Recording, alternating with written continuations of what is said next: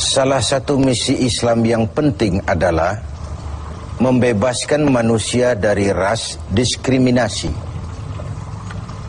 mengikat manusia dengan ikatan akidah bahwa dari manapun orang datang, apapun warna kulitnya, dan dari suku apapun ia dilahirkan, kalau akidahnya sama, itulah saudara kita.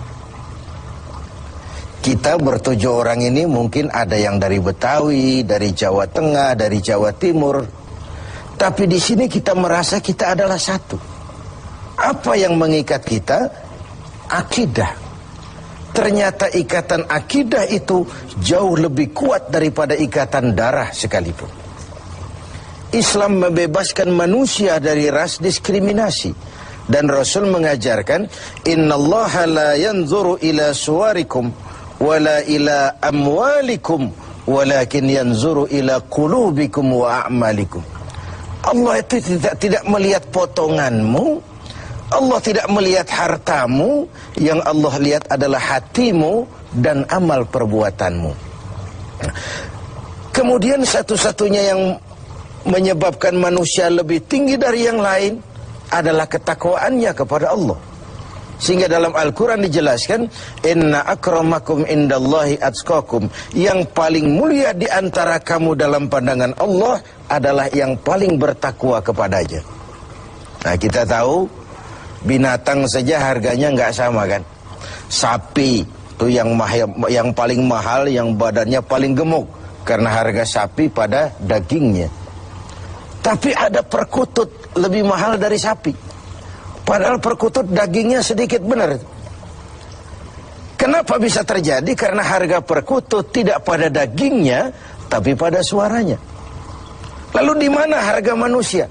Yang paling gemuk boleh saingan sama sapi. Pada suaranya tentu tidak. Allah Maha benar, inna akramakum indallah atqakum. Yang paling mulia di antara kamu dalam pandangan Allah adalah yang paling bertakwa kepadanya. Nah, tujuan disyariatkannya pelaksanaan ibadah puasa, tujuan kita semua diperintahkan melaksanakan ibadah puasa, pada penghujung ayat 183 Al-Baqarah jelas, la'allakum tattaqun. Agar dengan puasa yang kamu kerjakan itu, kamu menjadi orang yang bertakwa kepada Allah Subhanahu wa ta'ala. Jadi puasa yang benar harus mengantarkan pelaksananya mencapai maqam, mencapai tingkatan yang disebut ketakwaan itu tadi. Nah, ini pantai yang mau kita tuju dalam melaksanakan ibadah puasa. Jadi puasa berhasil apabila ia mengantar pelaksananya menjadi orang yang semakin bertakwa kepada Allah Subhanahu wa ta'ala. Dengan kata lain, sebenarnya Ramadan ini 1 bulan untuk menghadapi 11 bulan sesudahnya. 1 bulan untuk menghadapi 11 bulan sesudahnya. Di sanalah cerminan ketakwaan itu nanti akan nampak. Sebelum kita lanjutkan berbicara tentang takwa ini, barangkali di antara adik-adik kita yang hadir ada yang akan mengajukan pertanyaan di seputar ketakwaan ini. Dipersilakan. Ada? Ya, silakan. Assalamualaikum warahmatullahi wabarakatuh. Assalamualaikum. Saya mau nanya ini Pak Kiai, kalau orang yang bertakwa itu apakah mengalami skeptis dalam menghadapi kehidupannya? Ya. Oke. Apakah orang yang bertakwa itu lalu skeptis dalam menjalani kehidupan? Kira-kira gitu maksudnya. Iya. Saya ingin menyatakan bahwa lebih dahulu bahwa sekarang ini banyak orang menggunakan kalimat agama untuk maksud yang tidak sama dengan maksud agama. Lalu terjadi pergeseran nilai. Misalnya yang secara umum kita sudah salah kaprah. Orang meninggal biasanya dikatakan telah berpulang ke rahmatullah. Rahmatullah itu kan artinya rahmatnya Allah, kasih sayang Allah, dan itu artinya sorga. Nah, kira-kira kalau koruptor mati, apa iya pulang ke rahmatullah itu? Kita kan sudah menggunakan kamuflase, kalimat yang tidak sama dengan maksudnya itu. Demikian juga kalimat takwa ini. Kalau kita kembali kepada pengertian takwa yang didefinisikan para ulama, Takwa itu adalah kemampuan, mengerahkan kemampuan maksimal untuk melaksanakan apa yang diperintah Allah dan menjauhi yang dilarangnya. Itulah takwa itu. Dengan demikian sekaligus jawaban bahwa orang yang takwa tidak skeptis. Tidak, kalau takwa itu ndelohom, nggak kerja, dagang berhenti, tidak cari nafkah, diam aja di rumah, nunggu keajaiban. Bukan itu takwa itu. Takwa juga tidak terkait dengan pakaian. Ini kan aksesoris pakaian ini. Apalagi sekarang aksesoris. Apa kalau saya pakai serban saya lebih takwa dari saudara? Belum tentu. Sekarang ini aksesoris juga sudah kacau. Rocker sejak pakai gamis. Ini kan sudah kerancuan aksesoris. Jadi sama sekali itu tidak terkait. Dengan demikian orang yang takwa bukan orang yang skeptis. Dia malah harus orang yang optimis menghadapi kehidupan. Karena sesungguhnya yang namanya takwa, kemampuan melaksanakan yang diperintah, kemampuan menjauhi yang dilarang olehnya. Nah, ini sebuah gambaran bahwa disitulah harga manusia itu. Pada kemampuannya menjadi pelaksana yang diperintah Allah dan meninggalkan apa yang dilarangnya. Sehingga kalimat ini kita dudukan, kan ini takwa ini pun sudah jadi lalap di mulut bangsa kita ini. Pejabat kalau dilantik bertakwa, bertakwa, bertakwa. Habis dilantik jabat takwa ngalor dia ngidul. Nggak sinkron, nggak ketemu ujung-ujungnya itu. Nah, baik, saya kembali. Jadi jawabannya, orang yang bertakwa bukan orang yang skeptis, tapi orang yang malah rajin berusaha, giat bekerja karena dia tahu takwa itu kemampuan melaksanakan yang diperintah, kemampuan menjauhi yang dilarang. Nah, ini sudah cerminan dari usaha manusia. Yang diperintah Allah itu bukan cuma sholat, zakat, puasa, dan haji. Mencari nafkah, menghidupi anak istri, itu perintah Allah. Nggak pantas orang takwa lalu skeptis, nunggu keajaiban.